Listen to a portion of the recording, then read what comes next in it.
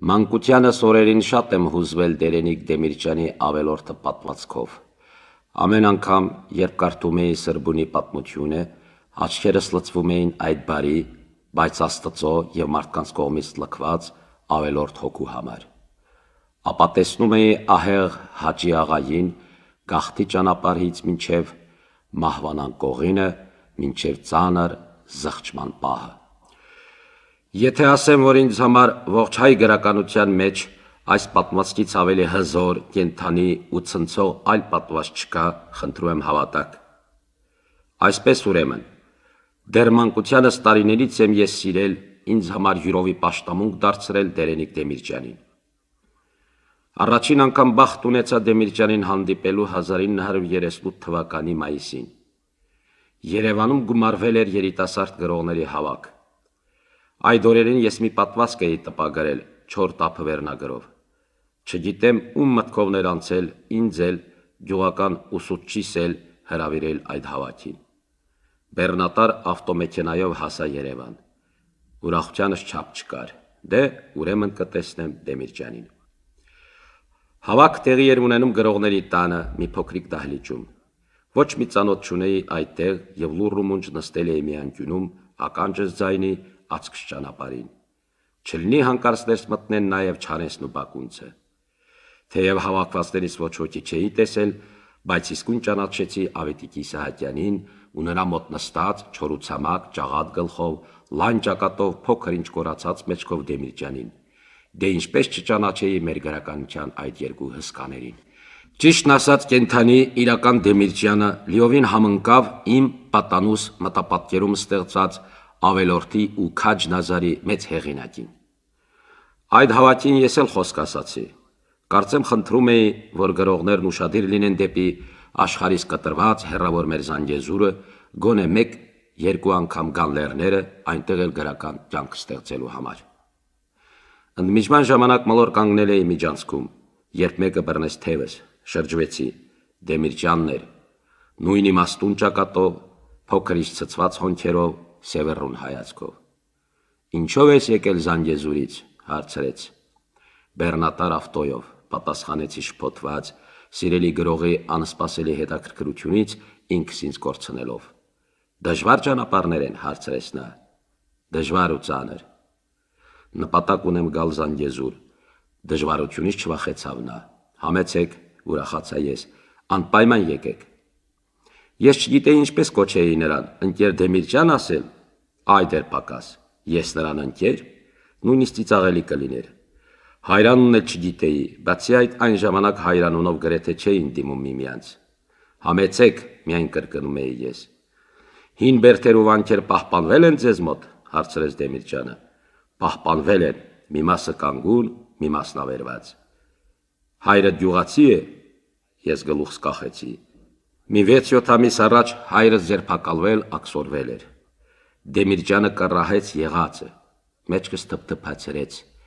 Մի վախենա, ամեն ինչ լավ տեղ կվերջանա։ Ասաց, նույնիսկ ուրախ աչքով արեց ինձ ու գնաց, մեջքից թեթևակի կորացած, բայց ոչ ծերունավարի, թեև արդեն 60-ն անց էր։ Ես երկար ժամանակ նայում էի նրա ետևից։ Եղավ մեծ պատերազմը։ Ռազմաճակատից վերադարձա 45 թվականի նոյեմբերին։ Մեր տանը տեսա Դեմիրճյանի վարդանանքը եւ սիրտս թպրտաց։ Ամեն ինչ մոռացած սկսեցի կարդալ, կլանել այդ մեծ գիրքը։ Թված թե Ռաֆին է հարություն առել, թված ես էլ վարդանան զինվորներից մեկն եմ եւ հենց նոր եմ եկել ավարայրից։ Ինձ համար սիրելի գրողը, սիրելի Դեմիրճյանը տասնապատիկ, հարյուրապատիկ մեծացավ։ Այդ գրքում կուտակված էր արվեստի կախարդական ուժը, մեծ մտածողի պողպատե տրամաբանությունը եւ հայրենասիրական անմար կրակ։ Այդտեղ էր մեր հին ժողովրդի փիլիսոփայության խտացումը եւ հին եւ նոր եւ մանավանդ խոր ժողովրդական։ Իսկ վարդանանքի լեզուն գյուտ էր մեր գրականության համար։ 1946 թվականն էր։ Ապրում էի Երևանում, աշխատում հանրապետական ժողովրդական ստեղծագործության տանը։ Աշնանը Մոսկվայի համամիութենական ժողովրդական ստեղծագործության տունը կնքած գրված պայմանագրեր ուղարկեց մեզ, մեր դրամատուրգներին մեկ գործողության պիեսներ պատվեր տալու խնդրանքով։ Խնդրել էին նաև Դեմիրճյանին, որ մասնակցի այդ կարևոր գործին։ Դեմիրճյանին ուղղված նամակն ու պայմանագիրը ես տարա նրա տունը։ Նա ապրում էր Աբովյան փողոցի վերևի մասում, այն ժամանակվա համար բավականին շքեղ մի շենքում։ Ինձ հրավիրեցին մի նեղ, համեստ ու անշուք սենյակ։ Դեմիրճյանը երկարափեշ խալաթով էր, գլխին թասակ, նիհար, չոր, բայց ավելի բարձրահասակ երևաց նա ինձ այս անգամ։ Նստիր, պարզ հայրաբար հրավիրեց նա ինձ։ Չնստեցի։ Ինչ կա չկա, տղաս։ Ես նրան հայտնեցի գալուս նպատակը։ Նա իմ բերած թղթերը վերցրեց, դրեց մի կողմ, հետո կարդալու համար։ Լավ, պայծառ տրամադրության մեջ էր։ Ինձ վրա նա միջնադարյան փիլիսոփայի տպավորություն թողեց։ Թվում էր Գրիգոր Տաթևացին էր առջևս, կամ թեկուզ կանգնել եմ հենց իր այնքան սիրած Սուրբ Եղիշեի առջև։ Դեմիրճյանը զարմանալի պարզ էր, մտերիմ ու անմիջական։ Իմ երկչոտ կաշկանդվածությունը շուտով չքացավ։ Նա գիտեր տրամադրել, մտերմացնել մարդկանց։ Որտեղացի ես, հարցրեց ինձ։ Զանգեզուրցի։ Ասել է Սյունեցի, ուրախացավ նա։ Սյունիքում ինչ են ասում Վարդանանքի ձեր հայրենակից Վասակի մասին։ Նա սևեռուն նայեց ինձ։ Սյունեցիները ճիշտ չեն համարում այն, որ Վասակ Սյունին ոմանք դավաճան են դուրս բերել։ Պատասխանեցի ու նայեցի նրա խոր ընկած աչքերին։ Թվաց համամիտ է ինձ հետ։ Եվ դուք յուրովի եք կերտել Վասակին, շարունակեցի ես։ Նրա ողբերգությունը լավ է ցույց տրված։ Վասակն էլ իր ձևով էր ցանկանում Հայաստանը ազատագրել Պարսկական լծից։ Նա երկար լուռ մնաց, ապա ասաց. Իհարկե, չէ որ պարսիկները ի վերջո նրան դատեցին եւ բանտարկեցին իբրև հայերի ապստամբության հրահրաղույ։ Երևում է Եղիշեն իբրև քրիստոնյա գործիչ գույները շատ է խտացրել։ Դեմիրճյանն ինձ հրավիրեց մուրաբարոյով թեյ խմել։ Ինքը թեյ շատ էր սիրում։ Ուտում էր չափազանց քիչ, բոլորովին խմիչք չէր գործածում, չէր ծխում։ Նա գտնում էր, որ սակավապետությունը երկարակեցության առաջին պայմանն է։ Թեյ էինք խմում ու զրուցում։ Ինձ ոչ թե զարմացնում, այլ կախարդում էր նրա լայն աշխարհաճանաչողությունը, մտքի ասասների թարմությունը, զարմանալի կենսասիրությունը։ Զրույցի ժամանակ մի միտք տանջում էր ինձ։ Մի սղագրող լիներ, որպեսզի այս մեծ մարդու բոլոր ասասները գրվեին։ Ինչ հարստություն կունենայինք, եթե այդպես արվեր։ Դեմիրճյանը երբեք դատարկ չէր կրակում։ Նրա ասասները մեծ հայտնություններ էին, միանգամայն ինքնատիպ, դեմիրճյանական, ճշմարիտ։ Քանի գնում այդ մարդը ոչ թե հնանում, այլ նորանում, նորոգվում էր իր ճշմարիտ դատողություններով, իր փիլիսոփայությամբ մեր հին, տառապած աշխարհի ու վերածնվածի նորի, նոր Հայաստանի միջև մի ոսկե կամուրջ էր Դեմիրճյանը, ոսկե եմ ասում, միանգամայն կենդանի հասկանալու առումով։ 1950 թվականին սովետական գրականություն եւ արվեստ ամսագրում տպագրվեց իմ առաջին վեպը «Մեր գնդի մարդիկ»։ Ես սպասողական ահուդողի մեջ էի։ Ինչ կասին ընթերցողը, ժողովուրդը, ինչ կասեն գրողները, մանավանդ մեծերը, Իսահակյանը, Դեմիրճյանը, Զորյանը։ Իմ գրքի մասին առաջին խոսքն ասաց Դեմիրճյանը, ասաց գրավոր, լիտերատուրնայա գազետա թերթում։ Դա դեմիրճյանական հստակ խոսք էր, մեծի խոսք եւ ուրախացնող, ոգևորող եւ իհարկե ականջներ քաշող։ Ես ուրախությունից խենթացել էի։ Մի օր գնացի Պետրհադ, գեղարվեստական բաժնի քարտուղարուհու մոտ նստած էր Դեմիրճյանը։ Ես ամաչելով փորձեցի դուրս գալ, բայց քարտուղարուհին դարակից հանեց մեր գնդի մարդիկ գիրքս եւ մեկնեց ինձ։ Դեմիրճյանը հարցրեց. Ինչ գիրք է, ումը։ Այս ընկերոջ գիրքն է, պատասխանեց աղջիկը։ Դեմիրճյանն աչքերը կկոցեց, գիրքը մոտեցրեց դեմքին։ Ուրեմն դու ես սրա հեղինակը, հարցրեց ինձ։ Ես խոսք եմ գրել այս գրքի մասին։ Կարդացել ես։ Կարդացել եմ, կմկմացի ես։ Շնորհակալություն։ Շնորհակալ եղիր քեզանից, ասաց նա ու սեղմեց ձեռքս։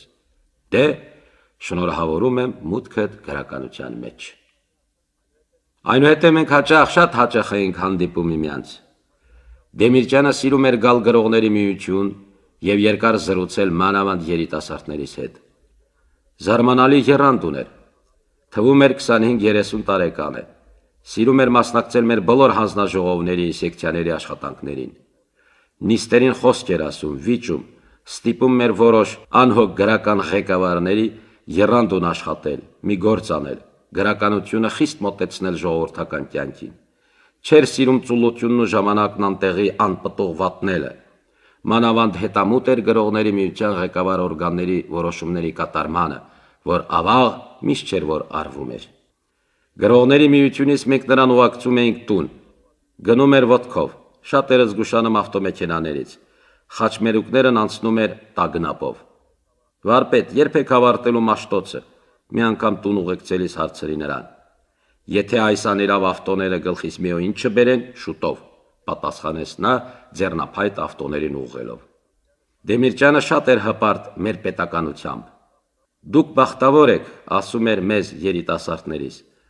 Դուք տեսել եք միայն պետություն, զգացել մեր հայկական պետականությունն ունենալու հաճույքը,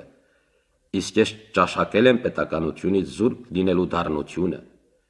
Մենք հայերս վերջապես բախտավոր ժողովուրդ դարձանք։ Մենք մեր հանրապետությունն ունենք։ Դեմիրճյանը մի առանցին հարգանք ուներ դեպի միլիցիան ու միլիցիայի աշխատողները։ Ինքը միլիցիայի շեֆն էր արդեն քանի տարի։ Գնում էր միլիցիատները, զրուցում, խորհուրդներ տալիս նրանց, հոդվածներ գրում, հաճախ էր ելույթ ունենում միլիցիայի ակումբում, դպրոցում։ Միլիցիան պետականություն ունենալու առաջին կռվաններից մեկն է, ասում էր նա։ Սեփական միլիցիան մեծ պատիվ է, մեր պետական հայոց լեզվով, սարք ու կարգով, պետք է ամեն կերպ օգնել միլիցիային, նա մեր խիղճն է։ Դեմիրճյանը շատ էր մտահոգված մեր ժամանակակից լեզվի հարստացման, մաքրության գործով։ Մի անգամ փողոցում նա ինձ հարցրեց. Դուք ձեր բարբառով այս ավտոյի հետևից կպցրած սայլակին, այս բուքսիրին ինչ եք ասում։ Կցան, պատասխանեցի ես։ Կցան, ուրախացավ նա։ Հիանալի բառ է, բնիկ հայկական, մոռացված է, բայց մեռած չէ, պետք է կենդանացնել։ Նա սկսեց խոսել մեր բարբառներում պահպանված, մեր ժողովրդական խոսվածքի, լեզվավոճական անսպառ հարստությունների ու գանձերի մասին։ Բարբառները շատ հարստություններ ունեն իրենց մեջ, ասաց նա։ Մերն է, մերը, եկամուտ չէ։ Հանցանք է նստել այդ հարստության վրա եւ տապ անել, չօգտագործել։ Ժողովրդի շունչը պետք է մտնի մեր գրքերի մեջ։ Անթիվ հիանալի բառեր ունենք բարբառներում, դիպուկ, կտրուկ։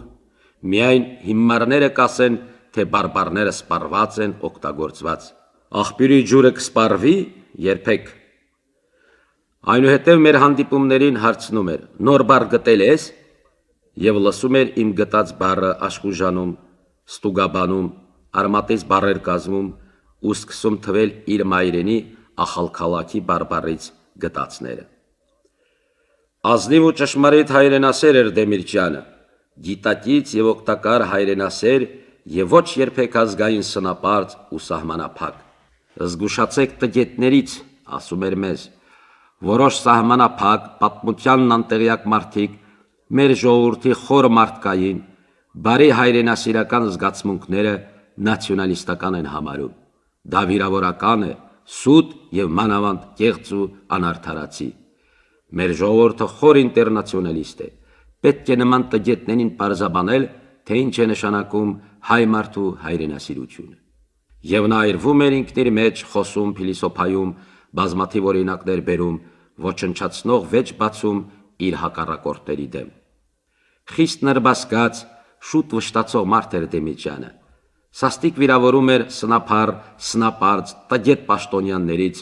որոնք իրենց ուսերին էին միայն վերագրում մեր գրականության ղեկավարի դերը։ Եթե մի հակառակորդ ձեռքն ընկներ, այսպես ասած փետրահան կաներ, մինչև լիակատար մերկացումը։ Նրա սուր լեզվին, անվրեպ տրամաբանությանը եւ մանավանդ նրա միշտ իրավացի լինելուն հակառակորդ չէր դիմանա։ Դեմիրճյանի մարտունակությունը վարակիչ էր ու ճշմարիտ։ Դրանով էինք դաստիարակվում նաև նրա երկրպագու երիտասարդներս։ Մինչև երկինք ուրախանում էր Հայաստանի վերաշինությամբ, հայ ժողովրդի բարգավաճմամբ։ 54 թվականին գրողների միությունը գրողների համար Տերյան փողոցի վրա նոր շենք կառուցեց։ Բնակարաններ էինք ստանում չունեցողներս։ Ինքը Դեմիրճյանն էլ ցանկացավ գալ այդ շենքում ապրելու։ Ջահելների հետ ապրելը ջահելություն է, ասում էր նա։ Բայց նա չտեղափոխվեց նոր շենքը։ Մեծացել եմ, հին օջախից չեմ ուզում կտրվել։ Եվ ահա մի երեկո նա անսպասելի եկավ իմ բնակարանը շնորհավորելու։ Դա չափազանց բախտավոր օր էր ինձ համար։ Երախաներս, որ մանր էին, իսկույն կպան նրան, մտան նրա թևերի տակ։ Հը, ոնց եք պույ-պույ մկնիկներ, նրանց շոյելով ուրախ հարցնում էր Դեմիրճյանը։ Ողջ երեկո նա զբաղվեց երախաներով։ Սրանք, որ պապ չունեին, չէին էլ տեսել, փաթաթվել էին մեծ պապիկին ու ազատ համարձակ խոսում զրուցում էին նրա հետ։ Մերոնք ընթրիք տրին սեղանին, մոտ նստեց։ Ես վարպետին խնդրեցի մի բաժակ քարահունջի օղի խմել, չխմեց, ինձ էլ արգելեց խմել։ Թեյ խմեց մեղրով, շատ սիրեց մեր մոթալ պանիրը։ Ժողովրդի ստեղծածն է, ասաց։ Մեր լեզվի հետ մենք պետք է պահպանենք նաև մեր ժողովրդի կենցաղային ավանդները։ Դա նույնպես ազգային պատկեր է, բնավորություն։ Այսպես մենք գրեթե ամեն օր հանդիպում էինք մինչև 1956 թվականը։ Այդ տարվա մայիսին շքերթից հետո, որին մասնակցում էր նաև ինքը Դեմիրճյանը, մենք նրան հրավիրեցինք ռեստորան։ Սիրով եկավ ջահելներիս հետ քեֆ անելու։ Երբ նստեցինք, ասաց. «Պատվիրեցեք, ինչ սրտերը տուզի, առատ, շքեղ, լավը։ Մենք հիմա հարուստ ժողովուրդ ենք, վճարելու եմ ես»։ Մենք խնդրեցինք նրան թույլ տալ, որ մենք վճարենք։ Նա ծիծաղեց, մեջքն ուղղեց ու զորավարի շեշտով ասաց. «Վարդանանքն է պատասխանում»։ Լավ օր անցկացրինք։ Չափազանց կենդանի եռանդուն մարդ էր Դեմիրճյանը։ Արդեն մի քանի ամիս էր մնացել, որ 80 տարին լրանա, սակայն նրանից բոլորովին ծերության հոտ չէր գալիս։ Երիտասարդ էր ֆիզիկապես եւ մանավանդ մտքով, պատրաստ էր դեռ նոր հրաշալիքներ ստեղծելու, գրական շատ պլաններ, շատ երազանքներ ուներ։ Նրա իմաստուն գլուխը գիտելիքների ստեղծագործության անսպար շտեմարան էր եւ գուցե իմ տեսած մարդկանցից ամենից առավել նրան էր սազում մեր հների ասացի պես անվանել եռամեծար ռաբունապետ։ Մենք չափազանց բախտավոր էինք զգում մեզ, որ ապրում էինք Դեմիրճյանի հետ նրա վիպական, մարգարեական շուքի տակ։ Անձրևախառն ձյուն էր գալիս, 1956 թվականի աշունն էր։ Հայ ֆիլհարմոնիայի դահլիճից մինչև կայարանի հրապարակը մեր ուսերի վրա տարանք հայ գրականության հանգած, բայց չվախճանված, հարատևող փառքը մեծ մարդու, մեծ գրողի Տերենիկ Դեմիրճյանի սրբազան դագաղը։ Ձյուն էր ու անձրև։ Հոծ բազմություններ լայն պողոտան ափեապ լցված անսպար։ Երկու երիտասարդ ինձ հարցրին. «Մեզ կարելի է բռնել վարպետի դագաղից»։ Ինչու ոչ, կարելի է։ Նրանք թռան մտան դագաղի տակ։ Նրանց ընդօրինակեց ողջ ժողովուրդը։ Դեմիրճյանը բարձրացավ իր հարազատ, իր սիրելի ժողովրդի պրկված բազուկների վրա եւ այդպես էլ ժողովրդի ձեռքերին գնաց դեպի տունն յուր հավիտենից, ժողովրդի կողմից անչափ սիրված, ժողովրդին անչափ սիրող, ժողովրդական մեծ գրողը։ Հիմա էլ աշուն է։ Թվում է դուրս կամ փողոց անպայման կհանդիպեմ իմաստուն ծերունուն մի ողջ ժողովրդի պատմությունն իր գավազանին հենած քայլելիս։ Եվ ինչու դուրս կամ փողոց, ահա իմ տանը, քո տանը, նրա տանը, ողջ ժողովրդի տանն ու սրտումն է նա, մեծ գրողը, մեծ Տերենիկ Դեմիրճյանը, որ դեռ քայլե պիտի երկար դարեր իր հարազատ ժողովրդի հավերժական թափորի առջևից։